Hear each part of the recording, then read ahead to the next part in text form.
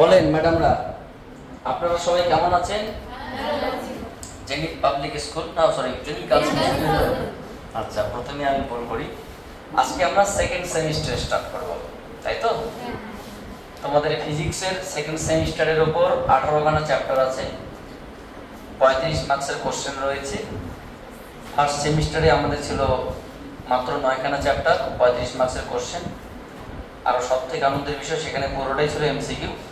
সেখানে না পড়াশোনা করেও মোটামুটি টিক মারতে পেরেছিলাম, কিন্তু এখানে না পড়াশোনা করে টিক মারা অসম্ভব বিষয়, কারণ এখানে টিক মারার কোনো গল্পই নেই। এখানে যা আছে পুরোটাই লেখা। এখানে 5টা 2 নম্বরের কোশ্চেন থাকবে, 5টা 3 নম্বরের কোশ্চেন থাকবে এবং 2টো 5 নম্বরের কোশ্চেন থাকবে।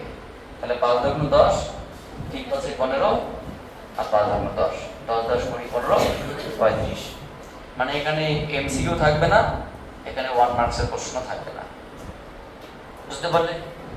এর আগে যেমন আমরা শুধুমাত্র এমসিকিউ সলভ করেছিলাম, এখানে প্রত্যেকটা চ্যাপ্টার থিওরি লিখে লিখে প্র্যাকটিস করতে হবে এবং তার সঙ্গে সঙ্গে অ্যাটলিস্ট সেট 1 এর অঙ্ক ধরে ধরে প্র্যাকটিস করতে হবে। এখানে এমসিকিউটি ইম্পর্টেন্ট নয়। এমসিকিউ হয়তো আমরা এমনি করতে পারি, কিন্তু ধরে ধরে এমসিকিউ করার কোনো মানে নেই, কারণ সিস্টেম যেরকম আমরাও সেরকম। তো আজকে আমরা কি স্টার্ট করবো? মহাকর্ষ। তোমরা প্রথম থেকে বলছো যে মহাকর্ষ শুরু করার কথা, প্রথম থেকে শুরু করে। তো চলো মহাকর্ষ আমরা যেটা করবো সেটা হচ্ছে তোমাদের ইউনিট নাম্বার 6, তোমাদের বইয়ের 6 নম্বর ইউনিট। কত নম্বর ইউনিট ম্যাডামরা? ইউনিট 6। এবং এই ইউনিট 6 এ কটা চ্যাপ্টার আছে? একটাই চ্যাপ্টার আছে। চ্যাপ্টার আছে কটা? একটাই। আচ্ছা, বলুন তো ম্যাডামরা, এই চ্যাপ্টারটার নাম কি? এখানে মার্কস কত রয়েছে? এই চ্যাপ্টারে মার্কস রয়েছে 5। এখানে থাকবে দুটো, মানে একটা 2 মার্কসের কোশ্চেন থাকবে আর একটা 3 মার্কসের কোশ্চেন থাকবে, মোট 5 মার্কসের কোশ্চেন। বোঝা গেল কি বললাম? এখানে একটা 2 নম্বরের কোশ্চেন থাকবে, একটা 3 নম্বরের কোশ্চেন থাকবে। এই হলো 5 মার্কসের কোশ্চেন। এবং আমাদের চ্যাপ্টারের নাম কি? Newton's gravitation law and its planetary motion. Newton's gravitation law, gravitation law and its planetary motion. Planetary motion. নিউটনের মহাকর্ষীয় সূত্র এবং গ্রহ উপগ্রহের গতিবিধি। এটা আমাদের কি বলুন তো ম্যাডামরা? Lecture number 1। Chapter lecture number কত? 1। এটা 1 নাম্বার লেকচার বা পার্ট 1 ও বলতে পারি। একদম আমরা বেসিক ইনফরমেশন দেওয়ার চেষ্টা করব। কি কি আছে বিষয়গুলো সেগুলো একদম বেসিক্যালি জানবো, যেখান থেকে আমাদের আস্তে আস্তে আস্তে আস্তে আমরা চ্যাপ্টারের দিকে যাব। তো আশা করি তোমরা প্রত্যেকেই ভালো আছো। শেষের দিকে তোমাদের সঙ্গে পরিচয় করে দেব, টেনশনের কোনো কারণ নেই। Newton's gravitation law and its planetary motion. শুরুতেই বলে দিচ্ছি, এই চ্যাপ্টারে 3 খানা অংশ, দিক অংশ আছে 3 খানা।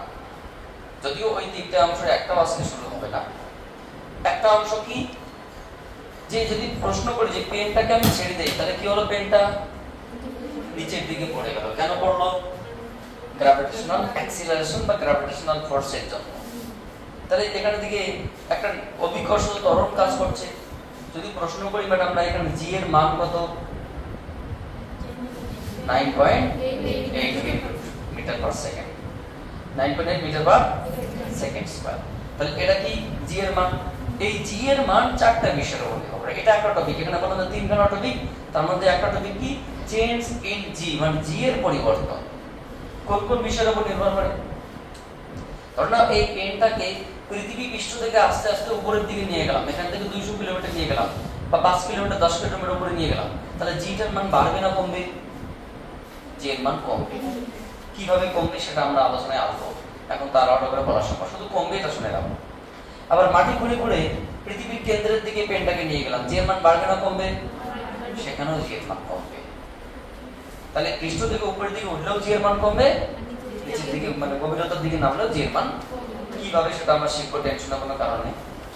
ডিউ টু ডিউরেনাল মোশন, দৈনিক গতি, যেটাকে আমরা আর্নিক গতি বলি, ডিউরেবল মোশন বা দৈনিক গতি বা আর্নিক গতি, মানে পৃথিবী নিজ অক্ষের চারিদিকে গতি। পৃথিবী নিজ অক্ষের চারিদিকের জন্য জি এর মানের পরিবর্তন ঘটে। ব্যাপারটা ঠিক কিরকম? পৃথিবীর নিরক্ষীয় অঞ্চলে জি এর মান একরকম, দুই মেরু অঞ্চলে জি এর মান আর একরকম। মানে আরো ভালো করে বলতে গেলে প্রত্যেক কান্ট্রির একটা করে স্ট্যান্ডার্ড জি এর মান আছে। তোমরা যে 9.8 এর মানটা বললে, এই মানটা শুধুমাত্র ভারতবর্ষের জন্য, এটা অন্য অন্য কান্ট্রির নয়। সাপোজ তুমি আমেরিকা কোনো একটা এক্সাম দিতে গেলে, ইউনাইটেড স্টেট অফ আমেরিকা, বা তুমি জাপানে কোনো একটা এক্সাম দিতে গেলে, বা তুমি ধরো তুমি হচ্ছে যে রাশিয়াতে কোনো একটা এক্সাম দিতে গেলে, বা তুমি অস্ট্রেলিয়ায় কোনো একটা এক্সাম দিতে গেলে, বিশেষ করে স্কলারের জন্য, পিএইচডির জন্য, বা কোনো একটা থিসিসের জন্য, কোনো একটা পেপারসের জন্য, যখন তুমি এক্সাম দিতে যাবে তখন সেখানকার স্পেশাল কিছু কনস্ট্যান্ট থাকে। স্ট্যান্ডার্ড টাইম, এখানকার যেমন স্ট্যান্ডার্ড টাইম ভারতের একরকম আছে। সো বিভিন্ন কান্ট্রির স্ট্যান্ডার্ড টাইম একরকম, বিভিন্ন কান্ট্রির জি এর মান একরকম। অর্থাৎ ওই কান্ট্রি থেকে তোমাকে এক্সাম দিতে গেলে ওখানকার জি এর মান তোমাকে প্রোভাইড দেওয়া থাকবে এবং সেই জি এর মানে অ্যাপ্লাই করে তোমাকে কাজ করতে হবে। তবে হ্যাঁ, খুব বেশি চেঞ্জ নয়, এই 0.12 এর পরিবর্তন, খুব বেশি চেঞ্জ মানে এখানে 10 ওখানে 500 এরকমটা নয়। হয়তো এখানে 10 ওখানে 10.02, বা এখানে 9.8 ওখানে তো 9.6, মানে এরকম খুব হালকা পার্থক্য।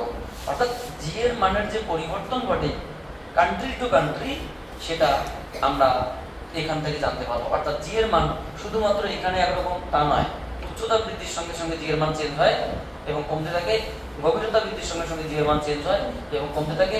কান্ট্রি টু কান্ট্রি জি এর মান চেঞ্জ হয়, কারণ পৃথিবীর নিজস্ব আকৃতির জন্য। পৃথিবী কিরকম? গোলাকার নয়, স্ফীতাকার, মানে আপেলের মতো। কিসের মতো? আপেল কি চিকনো থাকে না, আপেলের মতো একটা। বা কুমড়ো থাকে না, কুমড়ো, চিকনো কুমড়ো, কুমড়োর মতো। অর্থাৎ পৃথিবী অনেকটা চাপাটে টাইপ। অনেক মানুষ থাকে না প্রচন্ড চাপাটে, কথা বলে না, সেই পৃথিবীর একটা কথা বলে না, এরকম চাপাটে টাইপ। তো এই চাপাটে আকৃতি হওয়ার জন্য তার জি এর মান বিভিন্ন জায়গায় বিভিন্ন রকম হয়। পৃথিবীর কি আর্নিক গতির জন্য জি এর মান বিভিন্ন হয়। অর্থাৎ এই যে একটা টপিক বললাম, এটার উপর একটা বিস্তর আলোচনা আছে। মানে চ্যাপ্টারে কি কি আছে একটা হালকা ধারণা দিয়ে আমরা শুরু করছি। 2 নম্বর বিষয়, মানে এটা একটা টপিক। 2 নম্বর বিষয় কি? 2 নম্বর বিষয় জোহেনাস কেপলার। তোমরা হয়তো নাম শুনোনি। জোহেনাস কেপলার বলে একজন বিজ্ঞানী আছে, খুব সুন্দর এবং খুব অসাধারণ ট্যালেন্টেড বিজ্ঞানী। স্যার জোহেনাস কেপলার কি আছে? যেমন নিউটনের কয়টা সূত্র আছে? 3খানা। জোহেনাস কেপলারও 3খানা সূত্র আছে। কেপলারস ল, এই যে গ্রহ উপগ্রহের গতিবিধি, গ্রহ উপগ্রহ কিভাবে কার চারিদিকে ঘোরে, কতদিনে এক পাক ঘোরে, কোন গ্রহের মানে ভর কিরকম হয়, মানে এই যে তত্ত্বগুলো, বিস্তারিত তত্ত্ব জোহেনাস কেপলারের সূত্র থেকে এবং তার তত্ত্ব থেকে পরিষ্কার করে জানতে পারো। 3খানা সূত্র আছে, Kepler's first law, second law, third law. কেপলারসের সূত্রগুলোই পরীক্ষায় লেখা আসে এবং ফার্স্ট ল এর প্রমাণ তো হয় না, ফার্স্ট ল এর বক্তব্য হয়, সেকেন্ড ল এর প্রমাণ, থার্ড ল এর প্রমাণ পরীক্ষায় খুব আসে। কি থার্ড ল, সেকেন্ড ল এখন আমরা শুরু না করে ডাইরেক্টলি ওখানে যেতে পারি না। আমি বললাম 3খানা টপিকে, তার মধ্যে একটা টপিক বলে তো চেঞ্জিং জি। দ্বিতীয় টপিকের নাম কি? কেপলারসের সূত্র এবং তার উপর বিস্তর আলোচনা। তৃতীয় সূত্র কি? স্যাটেলাইট সম্পর্কিত। স্যাটেলাইট কি আমরা নিশ্চয় জানি। আর্টিফিশিয়াল স্যাটেলাইট আছে, জিওস্টেশনারি স্যাটেলাইট আছে, কৃত্রিম উপগ্রহ, ভূ সমলয় উপগ্রহ। ধরে নাও কোনো একটা রকেট কি পৃথিবীতে কোনো একটা স্টেশনে বানানো হলো, বা ধরো ভারতের ইসরোতে বানানো হলো, ইন্ডিয়ান স্পেস রিসার্চ অর্গানাইজেশনে, বা আমেরিকার নাসাতে বানানো হলো, বা তোমার হচ্ছে কি রাশিয়ার রসকসমসে বানানো হলো, বা চায়না সিএনসিসে বানানো, মানে এক কথায় বিভিন্ন যে রিসার্চ সেন্টারগুলো আছে সেখানে বানানো হলো। তাহলে এই যে রকেট যখন বানানো হয়, রকেট উৎক্ষেপণ করতে হবে। এবার কিভাবে উৎক্ষেপণ করতে হয়, কোন অ্যাঙ্গেলে, কোন দিক থেকে, পৃথিবীর কোন ডিরেকশনে উৎক্ষেপণ করা প্রসেস কি, এবং বিশেষ করে স্যাটেলাইট কি করে স্থাপন করতে হয়, একটা জায়গায় স্যাটেলাইট কি করে ঘুরবে বা থাকবে, পৃথিবী ঠিক ভারতবর্ষকেই ঠিক পর্যবেক্ষণ করবে, মানে স্যাটেলাইট সম্পর্কিত একটা বিস্তর আলোচনা আছে। কথা কি হলো বুঝতে পারলে? তাহলে আমাদের আলোচনার টপিক কয়টা মেইনলি? আরো অনেক কিছু আছে, কিন্তু মেইন টপিক কয়টা? 3টা। নাম্বার 1 চেঞ্জিং জি, মানে জি এর পরিবর্তন, সে বাড়বে না কমবে, কি হবে না হবে, তার উপর বিস্তর আলোচনা আছে। নাম্বার 2 কেপলারের আলোচনা আছে। Number 3 satellite. একটা আছে তোমার আর্টিফিশিয়াল স্যাটেলাইট, একটা জিও স্টেশনারি স্যাটেলাইট।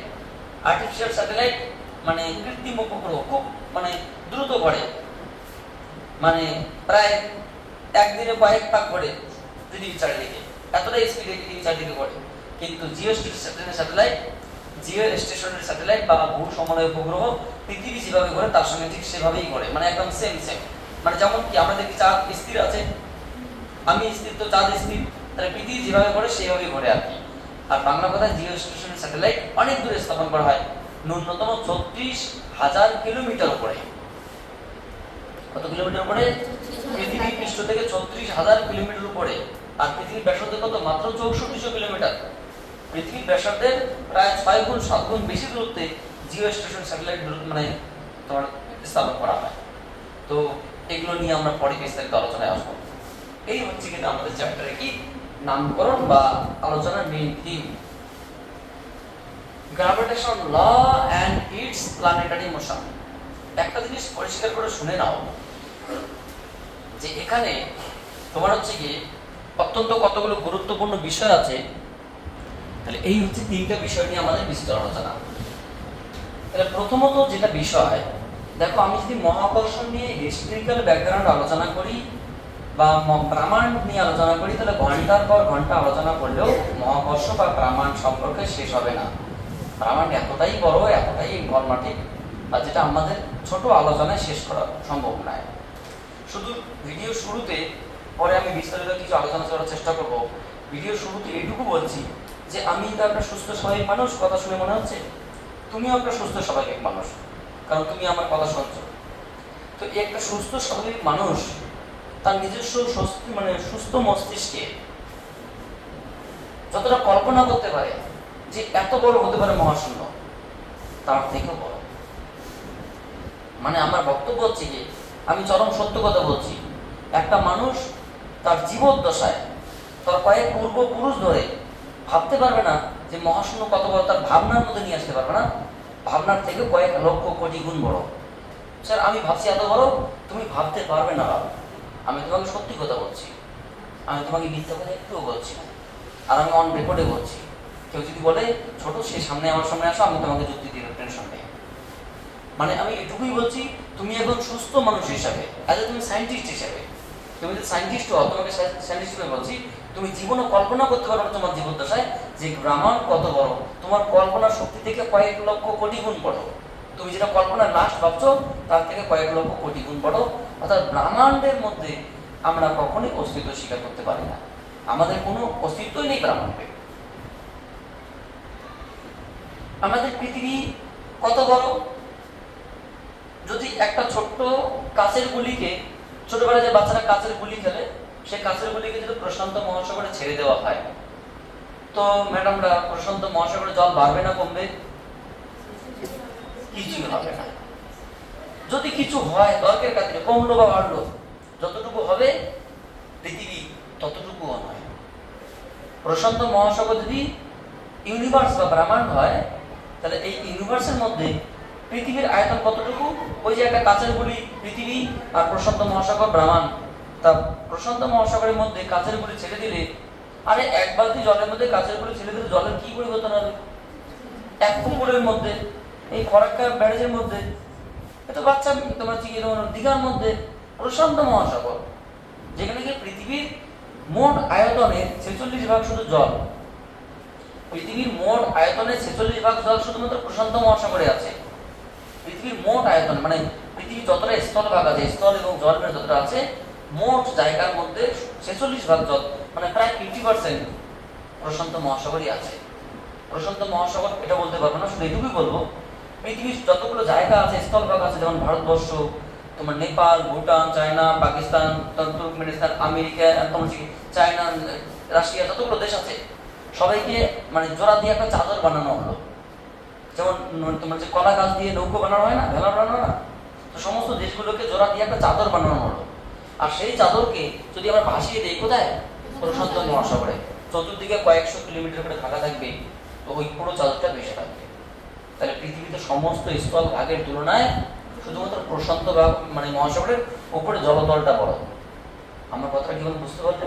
বুঝতে অসুবিধা হলে আমার কিছু করার নেই। আমরা যে জায়গাটা দাঁড়িয়ে আছি, বসে আছি, এতগুলো জায়গা, সমস্ত জায়গাগুলোকে জোড়াই দিয়ে যে চাদরটা তৈরি হবে সেই চাদরটাকে শুধু ভাসিয়ে দিলাম, ডুবিয়ে নয়, ভাসিয়ে দিলাম। তাহলে ভাসানোর পরে যে জায়গাটা কভার করবে, তারপরে যে ফাঁকাটা থাকবে, চতুর্দিকে কয়েকশো কিলোমিটার করে ফাঁকা থাকবে। প্রশান্ত মহাসাগরে এতটাই জল আছে বা এতটাই জায়গা আছে। আমরা যে চাঁদ দেখতে পাই, আয় আয় চাঁদ আমার টিপ দিয়ে যা, তো এই যে চাঁদ দেখতে পাই, এই চাঁদের যে আয়তন, এরকম 5খানা চাঁদ একসঙ্গে প্রশান্ত মহাসাগর জলের মধ্যে ডুবে যাবে। প্রশান্ত মহাসাগরে এতটাই জল আছে। ছোট চাঁদ নয়, অরিজিনাল চাঁদ, রিয়েল চাঁদ, যে চাঁদের জন্য প্রশান্ত মহাসাগরে জল জোয়ার ভাটার সৃষ্টি হয়, যে চাঁদের জন্য আমরা তোমার হচ্ছে কি মাসের হিসাব নিকাশ করতে সক্ষম হয়েছি, যে চাঁদের জন্য আমরা ঋতু পরিবর্তন কখন কি ঘটছে না ঘটছে অনেক কিছু গল্প করতে শিখেছি, যে চাঁদকে নিয়ে আমরা অনেক খেলাধুলা করেছি। তাহলে সেই চাঁদ, অরিজিনাল চাঁদ, 5খানা চাঁদ প্রশান্ত মহাসাগর ছেড়ে দিলে 5টাই ডুবে যাবে। প্রশান্ত মহাসাগর এতটাই জল আছে, অর্থাৎ 5টা চাঁদের থেকেও বেশি জল, জলের পরিমাণ প্রশান্ত মহাসাগরে বেশি আছে। বুঝতে কি সমস্যা হচ্ছে কথাগুলো শুনতে? নাকি যারা ভিডিও দেখে তাদের সমস্যা হচ্ছে?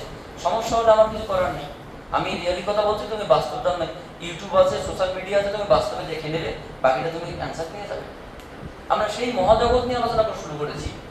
আমি শুধু ক্যালকুলেশন শুরু করে তো 2 মিনিটের বিষয়ে বোর্ড ভর্তি করা লাগবে, 2 মিনিট লাগবে না, বোর্ড ভর্তি হয়ে যাবে, চুটকি মানে ভর্তি হয়ে যাবে। কিন্তু কি পড়বো সেই সম্পর্কে ধারণা না থাকে আমি কেন পড়বো? অর্থাৎ আমি তোমাকে এটুকুই বললাম, প্রথমে কি বললাম, যে তুমি একজন সুস্থ মানুষ হিসেবে, তুমি একজন বাস্তব বিজ্ঞানী হিসেবে কখনোই কল্পনা করতে পারবে না যে প্রামাণ কত বড়, তোমার কল্পনা শক্তি থেকে বড়। আমরা সেই টপিক নিয়ে আলোচনা শুরু করছি। টপিকটি কিন্তু ছোট না, বলতে গেলে অসাধারণ ইন্টারেস্টিং এবং অসাধারণ একটা গুরুত্বপূর্ণ এবং ভ্যালুয়েবল টপিক। সে পরীক্ষায় মাত্র 5 মার্কস দেখে লাভ নেই। আর কি বললাম, পৃথিবীর মোট স্থল ভাগের থেকে শুধুমাত্র প্রশান্ত মহাসাগর বড়। মোট স্থল ভাগের থেকে প্রশান্ত মহাসাগর একাই, অন্য সাগর লাগবে না। যেখানে তোমার রাশিয়া থাকবে, তোমার যে এশিয়া, আফ্রিকা, ইউরোপ, উত্তর আমেরিকা, দক্ষিণ আমেরিকা, 7খানা মহাদেশ যুক্ত করে যতটা জায়গা হবে। আরে প্রশান্ত মহাসাগর গল্প কি বলবো ম্যাডামরা? আমি যদি সেই আফ্রিকার জঙ্গলের কথা বলি, আমাদের ভারতবর্ষ থেকে আফ্রিকার জঙ্গল বড়, আমাজন জঙ্গল। বাংলাদেশকে কয়েকবার ঢোকাতে হবে, তবে জায়গা শেষ হবে না। একটা জঙ্গল এত বড়, আফ্রিকার আমাজন জঙ্গল এতটাই বড় যে ভারতবর্ষ আমাদের দেশের থেকে বড়। আমি গল্প করছি না, আমি সত্য কথা বলছি। ওই জঙ্গল ফঙ্গল সবাই মানে শেষ হয়ে যাবে, এতটাই বেশি আছে প্রশান্ত মহাসাগর। আর সেই প্রশান্ত মহাসাগরে একটা দিক কাঁচের গুলি ছেড়ে দেওয়া হবে, তো জল বাড়বে না কমবে? যাই হোক, তো পৃথিবীর আয়তন ততটুকুও নয়, তার থেকেও বহুগুণ ছোট। তুমি যদি বলো স্যার আমি পৃথিবীর মানে বিশাল বড় একজন सीएम, আমি একজন पीएम, मैं हूं अंडरवर्ल्ड का डॉन, तू क्या है, धरती का कोई लेना देना नहीं, हु आर यू? ब्रह्मांड के लिए अर्थ के कोई एग्जिस्टेंस नहीं है, हु आर यू? তুমি কে? বিশ্ব ব্রহ্মাণ্ডে পৃথিবীর কোনো অস্তিত্ব নেই। मैं हूं सीएम पीएम, তো কি হয়েছে? তোমার কি হয়েছে? তো सीएम पीएम আমার কি? পৃথিবীর কোনো অস্তিত্ব নেই। তুমি কে? হু আর ইউ? কে হে তুমি? আমার কোনো অস্তিত্ব নেই, পৃথিবীর কোনো অস্তিত্ব নেই। मेरा पास 10 करोड़ रुपया है, मैं हूं अंडरवर्ल्ड का डॉन, তো কি হয়েছে? তোমার তো 10 কোটি টাকা, আমি কি করব? তো তুমি 10 কোটি টাকা নিয়ে চলো। কথা বুঝতে পারছো না কি বললাম? বিষয়গুলো ক্লিয়ার, শুনতে খারাপ লাগলো ক্লিয়ার। অর্থাৎ তোমার আমার তো দূরের কথা, পৃথিবীর কোনো অস্তিত্ব নেই, আর তুমি পৃথিবী নিয়ে মায়া নিয়ে প্রচুর ভাবছো এ হবে রে সে হবে, কালকে খাবো কি ঘোড়ার ডিম খাবো, তুমি মরে গেলে শেষ। ব্রহ্মাণ্ড এতটাই বড়, আমি গল্প করতে চাইছি না, কিন্তু না বলতে বলতেও কিছু বলা আসে যায়, কিছু করার নেই। ব্রহ্মাণ্ড এতটাই বড় যে কল্পনা শক্তিতে করা সম্ভব নয়। আমাদের পৃথিবী আছে, সৌরজগৎ আছে, সূর্যের পাশের গ্রহের নাম কি ম্যাডামরা? বুধ গ্রহ। আমরা ক্যালকুলেশন করে বের করবো, আমি জাস্ট এখন মুখে মুখে বলে দিচ্ছি, আমরা এই চ্যাপ্টারে বের করবো। বুধ গ্রহ এক পাক ঘুরতে কত সময় নেয়? মাত্র 88 দিন। সূর্যের চারিদিকে মাত্র 88 দিনে বুধ গ্রহ এক পাক ঘুরে চলে আসে। Only 88 days, not 88 years, only 88 days. মানে আমাদের ওই 88 ডেজ যদি হতো, তাহলে বুধ গ্রহ 4 পাক ঘুরবে, আমরা হয়তো এক পাক ঘুরে, আমাদের হয়তো 1 বছর হয়। আমাদের 1 বছর হতে না হতেই 4 পাক, মানে আমরা খেতে বসলাম সকালে বুধ গ্রহে, বিকেল বেলা খাওয়া শেষ। মানে আমাদের ভাষায় 1 ঘন্টা ওদের ভাষা 5 ঘন্টার সমান, মানে খুব দ্রুত। সকাল হতে না হতেই সন্ধ্যা হয়ে গেছে, ঘুম থেকে উঠে দেখলাম পরের দিন সন্ধ্যা হয়ে গেছে, 2 দিন ধরে ঘুমাচ্ছিলাম। আদৌ সেখানে লোক বসবাস করে কিনা বলা মুশকিল, কারণ বুধ গ্রহ মানে প্রচুর তাপের অধিকারী, সূর্যের পাশে, সেখানে মানুষ বসবাসে কখনো উপযুক্ত নয়। তো একটা উদাহরণ, বুধ গ্রহ সূর্যের চারিদিকে মাত্র 88 দিনে 1 পাক করে। পৃথিবী 365 দিনে 1 পাক করে। আর সূর্যের সবথেকে দূরের গ্রহের নাম কি ম্যাডামরা? নেপচুন। তো নেপচুন 1 পাক করতে কত সময় লাগে?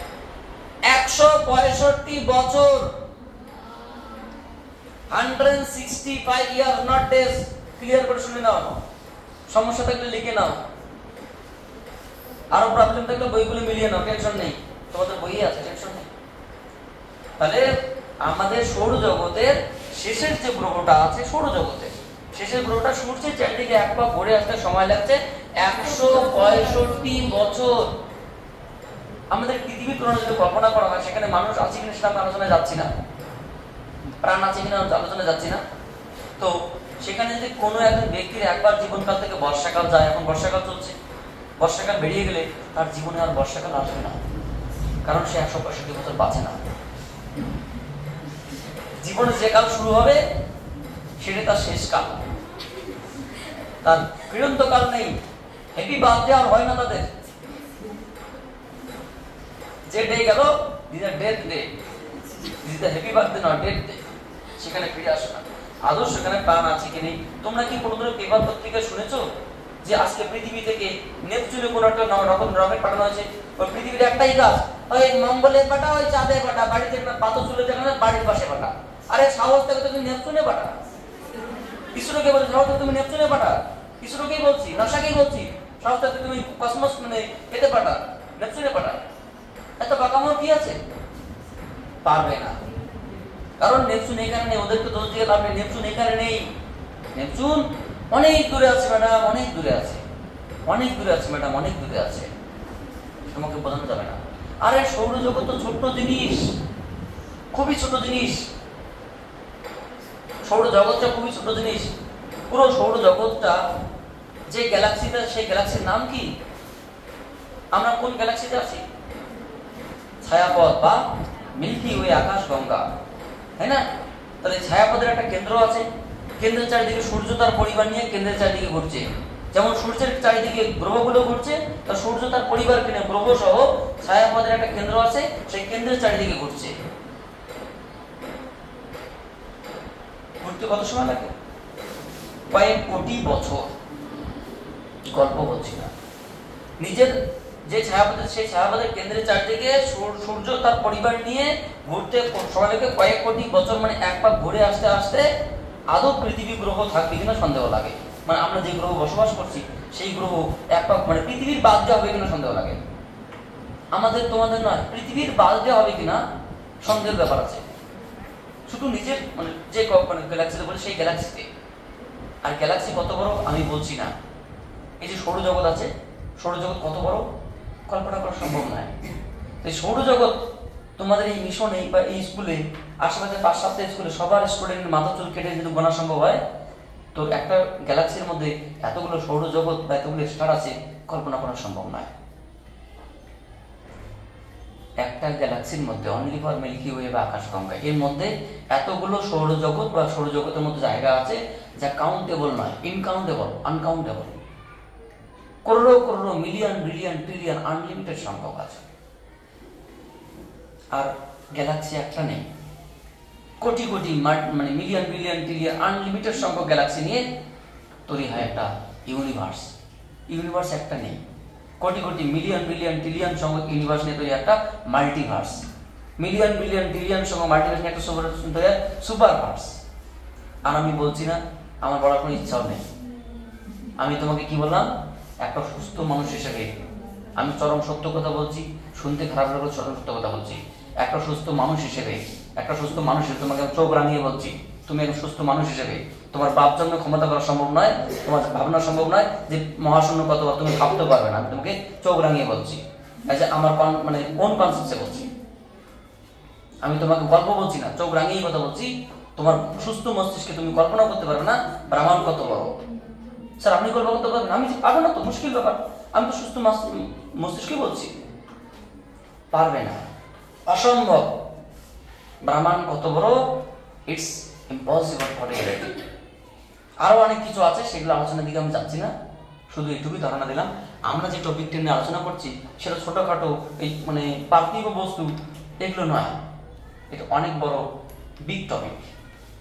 এখানে বিগ ব্যাং থিওরির আলোচনা আসতে পারে, এখানে তোমার এক্সপ্লানেশন সম্পর্কে আলোচনা আসতে পারে, এখানে তোমার ইউনিভার্সের ক্রিয়েশন সম্পর্কে আলোচনা আসতে পারে, এখানে তোমার আসমান সম্পর্কে আলোচনা আসতে পারে, সপ্তম আসমান সম্পর্কে আসতে পারে, মানে এখানে হরেক রকম ইনফরমেশন আসতে পারে, যেটা থিওরির কোনো লিমিটেশন থাকবে না। থিওরির লিমিটেশন আনলিমিটেড হয়ে যাবে। আপনারা কি আমার কথাগুলো বুঝতে পারছেন? আমি যেগুলো বলছি আপনাদের হয়তো গল্প শুনতে মনে হচ্ছে, গল্প বটে কিন্তু গল্প নয়, একদম চরম সত্য কথা। আমি সৃষ্টিকর্তার কসম খেয়ে বলছি, আমার বলতে মানে কম হতে পারে, আমি বিন্দু মাত্র বেশি বলিনি। আমার বলতে কম হতে পারে, বিন্দু মাত্র বেশি বলার ক্ষমতা আমার নেই। আর বাকিদের বিশ্বাস করা না করা তোমার পার্সোনাল ম্যাটার, আমি সেখানে ইন্টারফেয়ার করবো না। কথা বুঝতে পারলি কি বললাম? আমি যেটা বলেছি সেটা বলা তো কম হয়েছে, বেশি অ্যাকচুয়ালও হয়নি, কারণ আমার জানা কম আছে। জানি না আমি বলবোটা কি, যে জানি সে আমার থেকে বেশি বলবে, তার কাছ থেকে আমাকে শুনতে হবে। কিন্তু আমি যেটা বলেছি সেটা বলাতে কম আছে, বেশি একটুও হয়নি। তো আমাদের Newton's gravitation law and its planetary মোশনের মধ্যে প্রথমে আমরা যে টপিক দিয়ে শুরু করব সেটা হচ্ছে কি, দুটি বস্তু পরস্পরকে আকর্ষণ করে। আমি বলিনি, স্যার আইজ্যাক নিউটন প্রথম বলেছেন পৃথিবীর যে কোনো দুটি বস্তু, every two particles are always attractive other. পৃথিবীর যে কোনো দুটি বস্তু পরস্পরকে আকর্ষণ করে। তার মানে আমি কি তোমাকে আকর্ষণ করছি, তুমি কি আমাকে আকর্ষণ করছো, বা আমাকে কি ঘর আকর্ষণ করছে, ঘর তোমাকে আকর্ষণ করছে? ডেফিনেটলি। পেন কি আমাকে আকর্ষণ করছে, আমি পেনকে? হ্যাঁ, প্রত্যেককে আকর্ষণ করছে, কারণ তাই বলেছে। তো স্যার তাই যদি হয়, আপনি পেনের কাছে গিয়ে চিপকে যাননি কেন, বা পেন আপনার কাছে গিয়ে চিপকে যাননি কেন, আপনি আমাদের কাছে এসে চিপকে যাননি কেন, বা আমরা আপনাকে চিপকে যাইনি কেন, বা আমরা সবাই ঘরের মধ্যে চিপকে যাইনি কেন? মানে একটা এক্সাম্পল। আকর্ষণ যদি থাকে, আমরা এখানে বসে আছি কি করে? এত বড় ঘর আমাদের টানছে, আর আমরা ঘরকে টানছি, তো ঘর আমাদের কাছে আসেনি কেন, আমরাই ঘরের কাছে যাইনি কেন? কারণও আছে, চাইনি কারণও আছে, বা চাচ্ছে না তার কারণও আছে। অবশ্যই আকর্ষণ করে। এই আকর্ষণ বলটা পৃথিবীতে যে বস্তুগুলো আছে সেখানে এতটাই দুর্বল, বলতে গেলে পৃথিবীতে ছোটখাটো চেয়ার টেবিল ঘর বাড়ি এগুলো দিয়ে এই মহাকর্ষীয় বলকে মানে ক্যালকুলেশন করা খুব ক্ষুদ্র ব্যাপার, মানে খুব একটা অ্যাক্টিভ হবে না। আছে তো বটেই, কোনো সন্দেহ নেই, আছে এই কথা কোনো সন্দেহ নেই।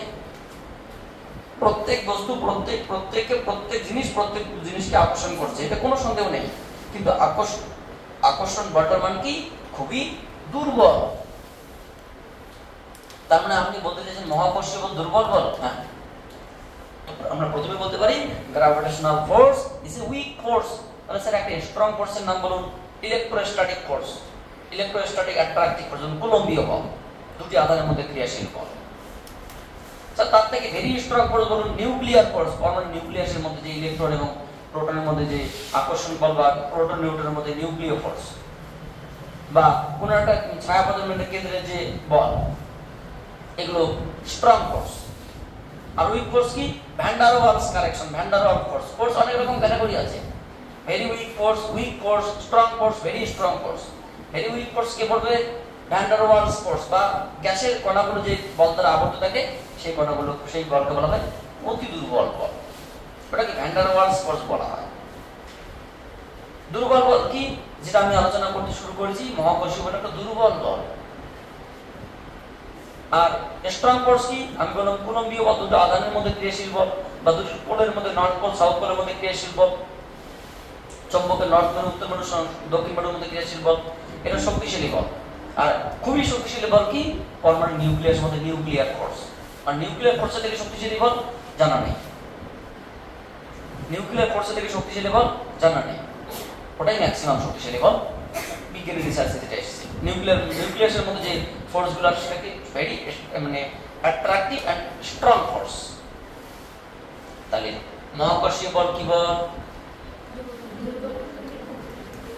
আমরা একটু টাইপস অফ ফোর্স নিয়ে আলোচনা করছি, টাইপস অফ ফোর্স, কারণ পড়বো তো বটে টাইপস অফ ফোর্স। কত রকমের বল আছে ম্যাডামরা?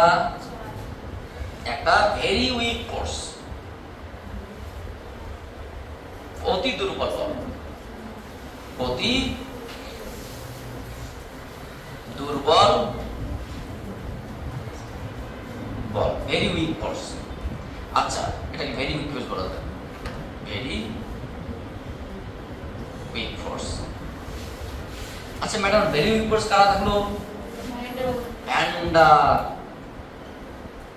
Waals force. Sir van der Waals force কার মধ্যে কাজ করে? গ্যাসের মধ্যে কাজ করে, real or ideal gas, gas বিশেষ করে রিয়াল গ্যাসের ক্ষেত্রে, ভ্যান্ডার ওয়ালস সমীকরণ রিয়াল গ্যাসের ক্ষেত্রে অ্যাপ্লাই করে, রিয়াল গ্যাস। তাহলে গ্যাসীয় কণাগুলি যে বল দ্বারা আবদ্ধ থাকে সেই বলটা কি বল? ভ্যান্ডার ওয়াল বল। এবং সেই বলটা কি রকম বল? দুর্বল, নট অনলি দুর্বল, খুবই দুর্বল। আর আমরা একটু আগে কি বললাম? আমাদের কি আলোচনা? গ্র্যাভিটেশনাল ফোর্স, গ্র্যাভিটেশনাল ফোর্স, এটার নাম কি? মহাকর্ষীয় বল। এটা কি ম্যাডাম না? এটা একটা উইক ফোর্স বা দুর্বল বল। এর মধ্যে কি আছে? তোমার হচ্ছে কি দুর্বল বল বলা যেতে পারে, দুর্বল।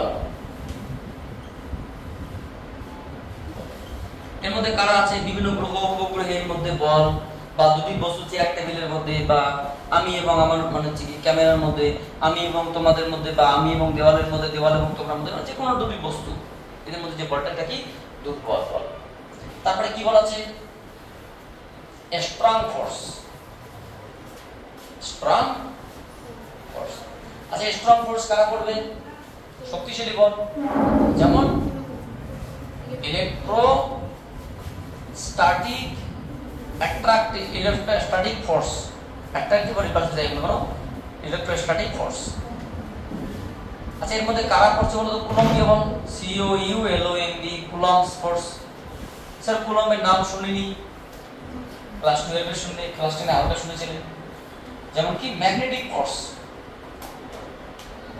Magnetic force. ম্যাগনেটিক ফোর্স বলতে কার? নর্থ পোল এবং সাউথ পোলের মধ্যে যে মানে ফোর্স কাজ করে, নর্থ পোল এবং সাউথ পোলের মধ্যে যে ফোর্স কাজ করে, এটা strong force, very strong force. কারা? ভেরি স্ট্রং ফোর্স, অতি শক্তিশালী বল। কি আছে বলুন তো? নিউক্লিয়ার ফোর্স, নিউক্লিয়ার ফোর্স বা প্রোটন নিউট্রনের মধ্যে যে বল থাকে, প্রোটন এবং neutron.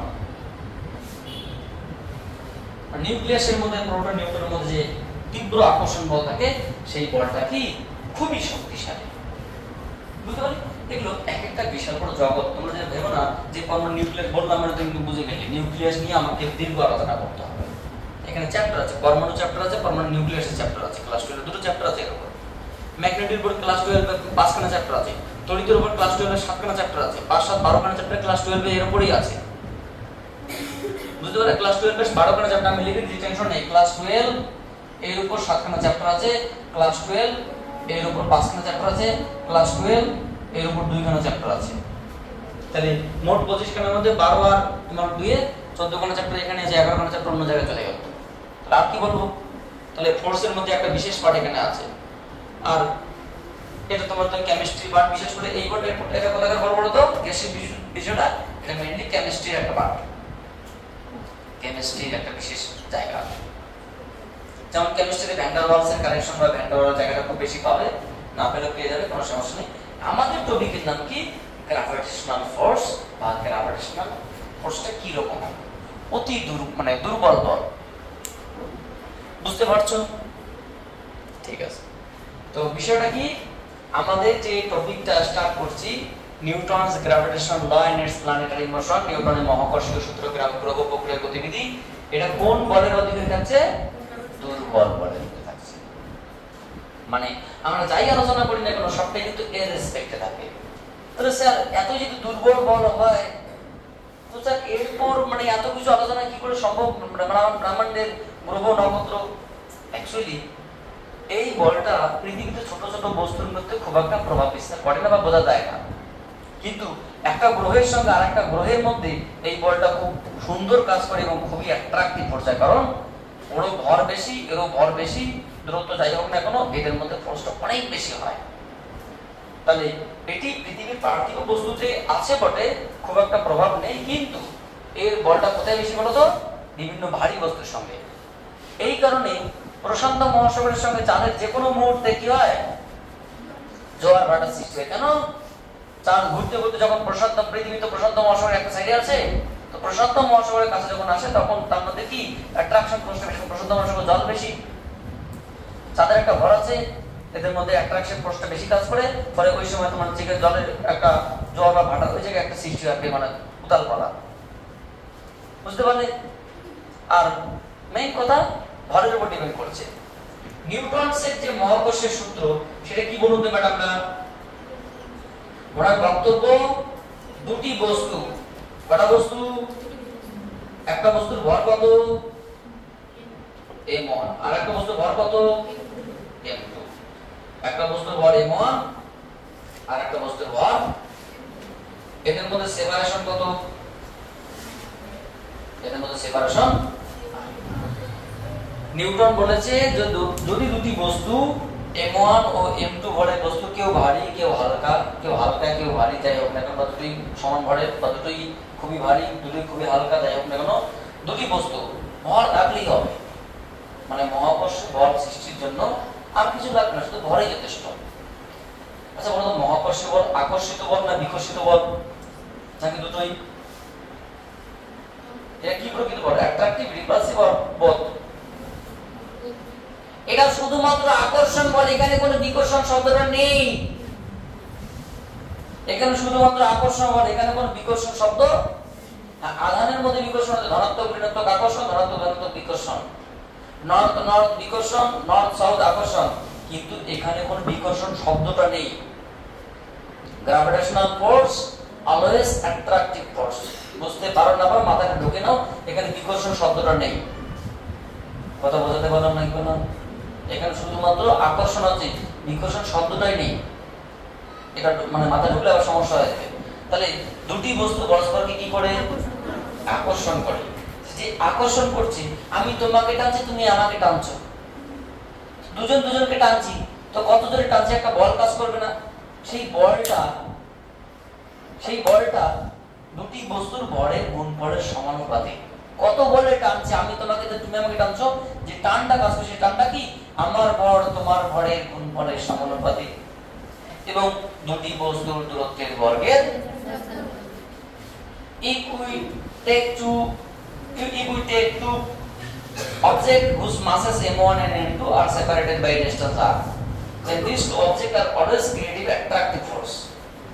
This attractive force is directly proportional to the production of these two masses and the inverse square distance between two separation. Inverse square distance between two separation তাদের বিপরীত বর্গের সঙ্গে ব্যস্তের মধ্যে পরিবর্তিত হয়।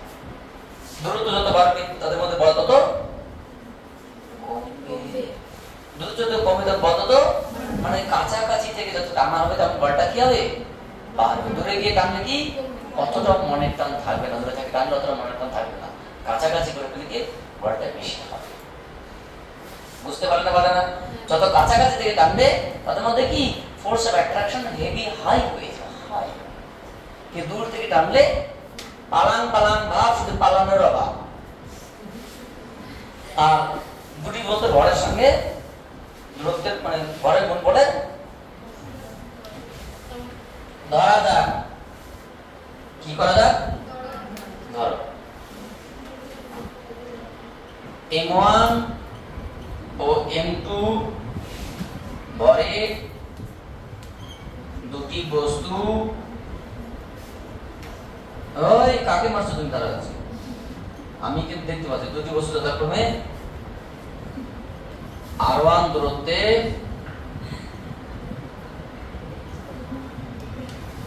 অবস্থান করলে তাদের মধ্যে যে আকর্ষণ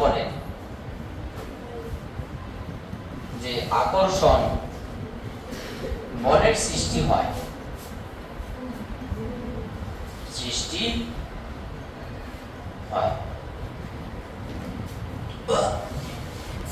তা কি বলুন তো ম্যাডামরা, আকর্ষণ বল কত যদি F হয়, এই বলটাকে আকর্ষণ না বিকর্ষণ? Always attractive. সো আকর্ষণ বলটা কি বলুন তো? বস্তু দুটির ভরের গুণফলের সমানুপাতিক। কখন? যখন কি আর ফিক্সড আর অপরিবর্তনশীল, এবং বস্তু দুটির মধ্যে ক্রিয়াশীল বল দূরত্বের বর্গের ব্যস্তানুপাতিক। কখন? যখন তাদের কি, দেখেছো বলছে না, জানে কিন্তু বলবে না, তাদের ভর কি ধ্রুবক। So according to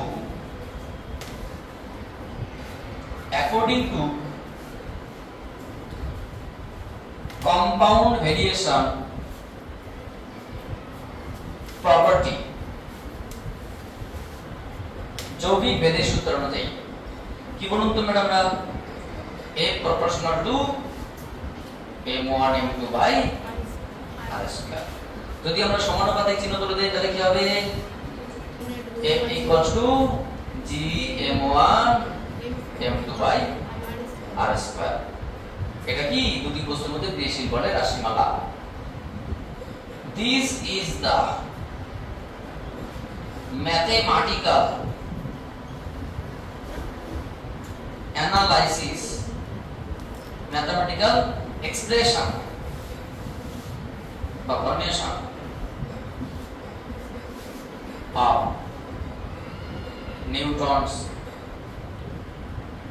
Newtonian force। দুটি বস্তু নিউটনিয়ান বলের মধ্যে বলের কি কাইনেটিক সম্পর্ক। এবার বলুন তো ম্যাডাম, আমরা জিটার নাম কি? এই যে ক্যাপিটাল জি যেটা আছে, এটার নাম কি বলুন তো? জিটার নাম কি? মহাকর্ষীয়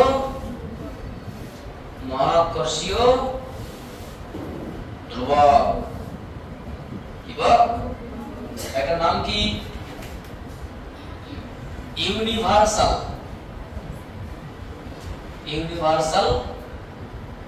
বিশ্বজনীন মহাকর্ষীয় ধ্রুবক বা universal gravitational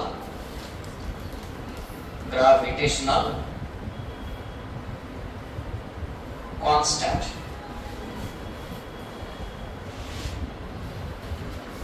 universal gravitational constant মানে কি? সর্বজনীন মহাকর্ষীয় ধ্রুবক। আচ্ছা বলুন তো ম্যাডামরা, জি এ, সুতরাং আমরা জি কি লিখতে পারি? তো জি সমান সমান কি লিখতে পারি? f into r square by, লিখতে পারি না? কারণ আমরা কি জেনেছি, যেহেতু f সমান সমান g m1 m2 by r square বা g সমান সমান f r square by m1। আচ্ছা g এর একক কি হবে?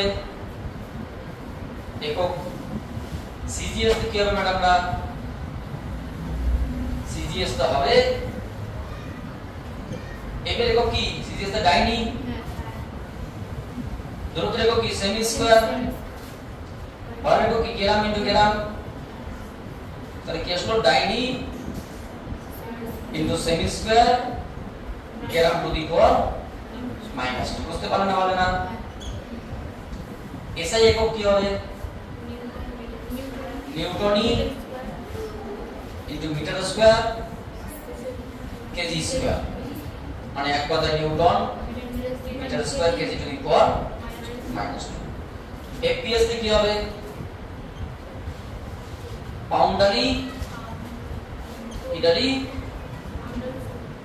Poundal feet square into pound square. ওয়ার্ডের একক কি? এফপিএস এ পাউন্ড। ভরের একক পাউন্ডাল, ভরের একক পাউন্ড, এটাকে আমরা বলেছিলাম। তাহলে poundal into feet square into পাউন্ডের মাইনাস 2। একক গেল। ডাইমেনশন কি লিখতে পারি? ডাইমেনশন অনেক বিষয় আছে, সেগুলো আমরা ধাপে ধাপে আস্তে আস্তে আলোচনা করব, টেনশনের কোনো কারণ নেই। ডাইমেনশন কি লিখতে পারি আমরা? জি সমান তাহলে ফাইনালি কি পেলাম? m r square by m1 into, তো ডাইমেনশন বা মাত্রা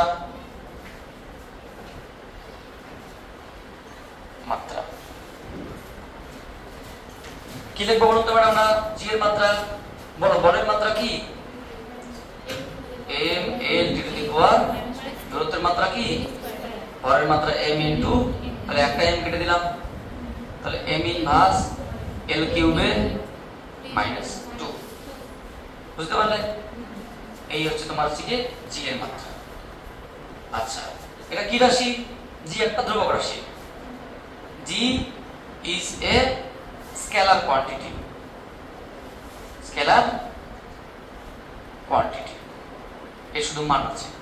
আচ্ছা বলুন তো ম্যাডাম, জি এর মান কত? জি এর মান ভ্যালু